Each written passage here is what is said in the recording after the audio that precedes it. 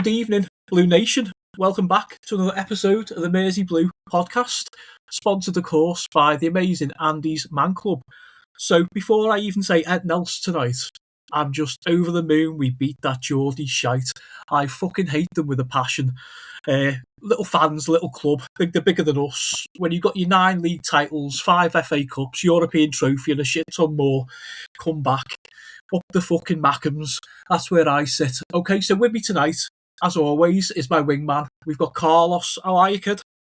Oh, absolutely brilliant after the weekend, right? Absolutely brilliant. Still in a lot of pain with my arm and stuff, but it's on the mend.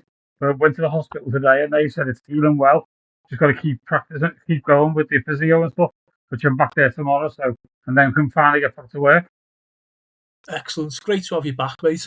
And we've lost Marco this evening. He is somewhere in the Pacific Ocean on his boat. So hopefully he's going to be with us soon. And a quick shout out to our mate Chris Daracott over in the Blue Corner on YouTube. Drop over, check him out. Cracking fella. Lovely guy. Big friend of both Carl and I and the MVP. So drop over and give Chris a little bit of love. All right, Blues, let's get into it then. So we opened up with 4-3-2-1. We had JP between the sticks.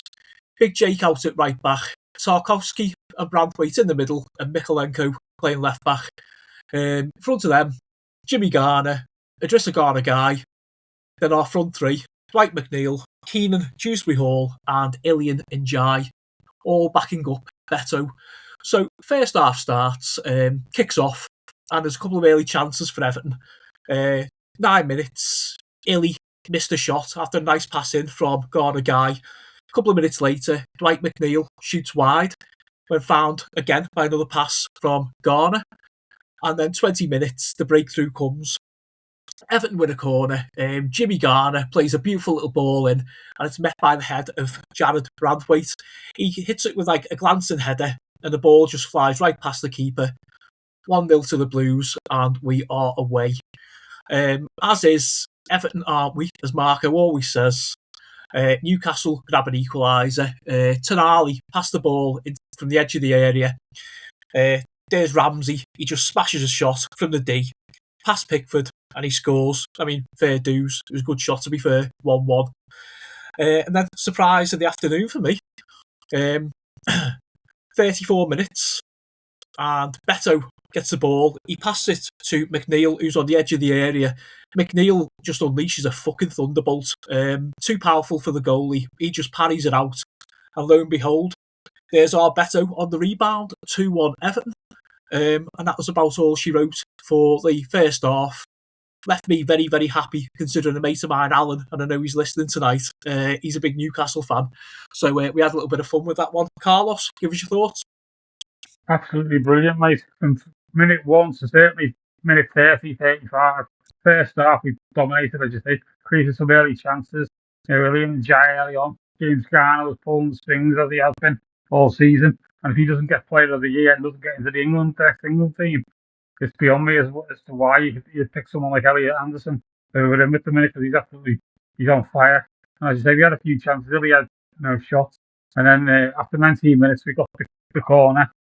James Garner took it, flicked off Jared Branthwaite straight into the corner. I mean, I think Tarkowski, he was in an offside position, but he ducked. And so obviously he didn't make any sort of contact with it. Had he done it, he must have realised he was in an offside position to duck. And it just went straight into the corner. I think the keeper was at fault. I think hope for them. England's number 1. Not even looking at England number 2 or 3. Looking at based on what the Newcastle fans have been saying after the match. I mean, I've watched a few podcasts after, and they were absolutely up the wall with their formation and the way the players they started with, Joe Linton on the left. But it all fed into our remit.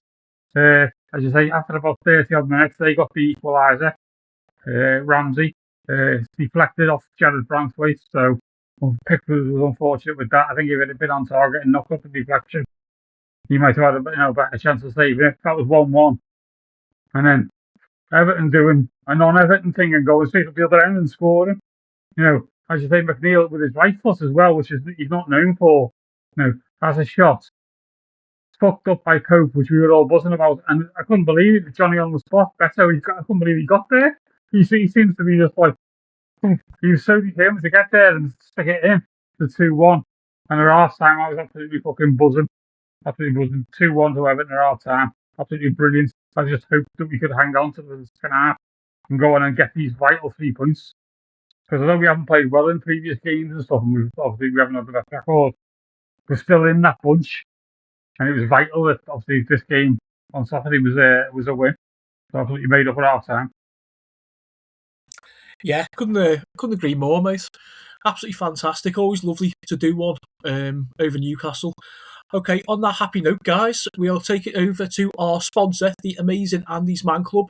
Life is hard, and we all have bad days. There are times when we feel we can't cope. This is the time we need to reach out and talk to someone. Andy's Man Club offers local support groups nationwide, running every Monday from 7 p.m, except on bank holidays. In these groups, men can open up about the issues affecting their lives in a safe, non-judgmental environment. Our clubs are designed to be free of pressure. There is no obligation for men to speak, they can simply listen if they wish. Find us today at www.andysmanclub.co.uk. Help one guy, save one life. Andy's Man Club, it's good to talk. Welcome back, Blues. That was our amazing sponsor, Andy's Man Club. Remember, lads, it's good to talk. If anybody's out there, please access their services. They are absolutely amazing and they will help you. It's all free. Just do it, lads, please. Okay, so the second half starts. Decent from both sides. Newcastle probably had more of the ball, but just couldn't convert their chances. Just after the hour mark, Beto picks up the ball out on the wing, beats his defender. He keeps it in play. I'm not sure it was in play, to be fair, but hey, I'm an Everton fan, so I'm going to take it. Picks the ball up, the big, gangly legs, races in towards the goal, and he puts his laces through a fucking shot, seriously, and managed to rattle a crossbar. So that was one of the early highlights for the Blues. And then we see a couple of changes. Everton bring on TNTN for Beto. A couple of minutes later, Harrison Armstrong comes on for Dwight McNeil. And then we see a Newcastle goal, making it 2-2.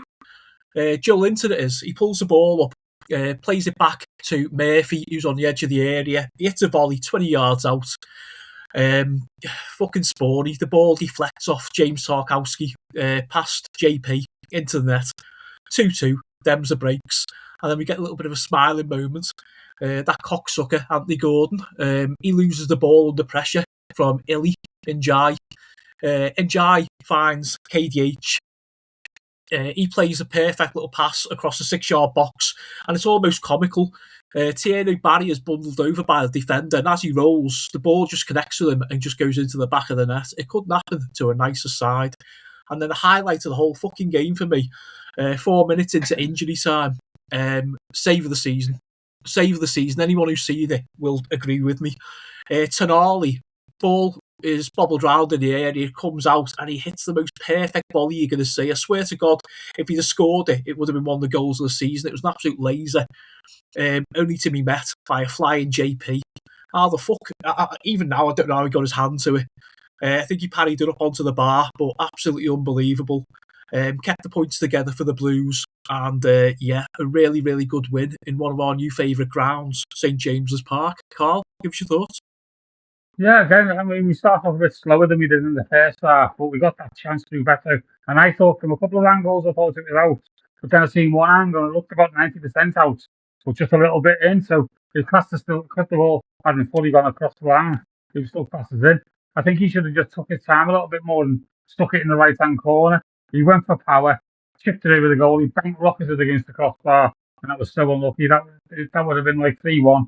It would have been game over at that point. As you say, they started creating a few more chances.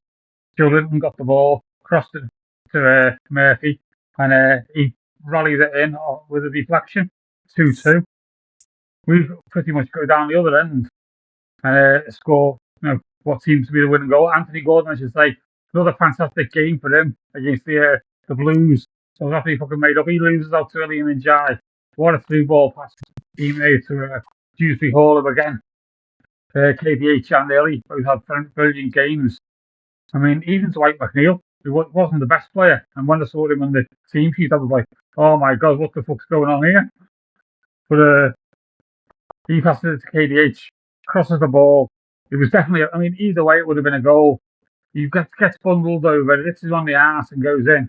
But as you say, Tierno Barry deserves that. Lucky that he scored a goal against Newcastle in the last game, and it got ruled out. So that's his fucking luck there. It would have been a penalty anyway because he pushed him over, and it could have been a red card, whatever. So either way, I think we would have, at least had the chance to score. Gets the goal, 3-2, and as you say, that save at the end, the three world-class save. I've said to a few people since I've seen it, I haven't seen a better save since Neville Southall was in goal. You know what I mean? I know Neville doesn't rate Pickers, but to make a save like that, you can't not rate him. I mean, people are saying he's a wanker and this, that, and the other, and he's got the chocolate wrists. Where was his chocolate wrist then? I mean, that was hit with some power, that shot.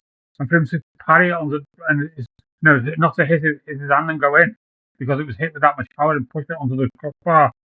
And then they got the corner, and I thought even then, they're going to get the corner, and that fucking Dan Burn or someone's just going to head it in. And we're going to, after that amazing save, to concede a goal straight away after that. And it's such an amazing save, would have been a catastrophe. But luckily, we managed to hang on, get the 3 points. And it's vital now that we win against Burnley tomorrow. I mean, I seen Moyes' press conference earlier, and he wasn't saying about, like, obviously, pushing for Europe and stuff, but he wants to get 2 wins back to back, especially with our next 3, after that being really tough games against, like, to Arsenal, Liverpool and Chelsea, I think. So 3 valuable points there at the weekend, and hopefully another 3 on tomorrow. And looking at the fixtures, I mean, I'm kind of hoping that West Ham go down, because I want us to go and get Juve. I think he'd be an amazing left back for us. He gets the crosses in, he's speedy down the wing, and I want us to get him. And I'm hoping for Jimmy's sake that Forest stay up. So Forest will stay up. Tottenham are cutting it fine. They might even go down. And to see Tottenham go down, I'd be I don't know what's going on then. But absolutely buzzing with our results, and hopefully after tomorrow we'll have another 3 points to be on 43. I think we need about 5 more wins. From the rumours, 55 points will probably get us into Europe. So another 5 wins. We've got 10 games, 5 at home, 5 away. We've got to play Palace, I think, away. We've got to play Sunderland, so there could be possibly 2 wins. And if we get a win against one of the big teams that we're going to play, then that's halfway there. And a win tomorrow. So up to Toffees. Happy days. Yeah, just before we go, what about that fucking celebration with JP when he looked out towards the Newcastle fans and gave the strong arms? Love that, mate. Of course, yeah. I mean, his song was getting played right throughout the game, and they must have been cursing. But I've watched a few podcasts afterwards and stuff from, like, really big, some of the bigger Newcastle channels, and they even said it was just an amazing save. They hate him with a passion, but even they, like the guy that runs one of the podcasts, even he said he'd love a goalkeeper like Jordan Pickford.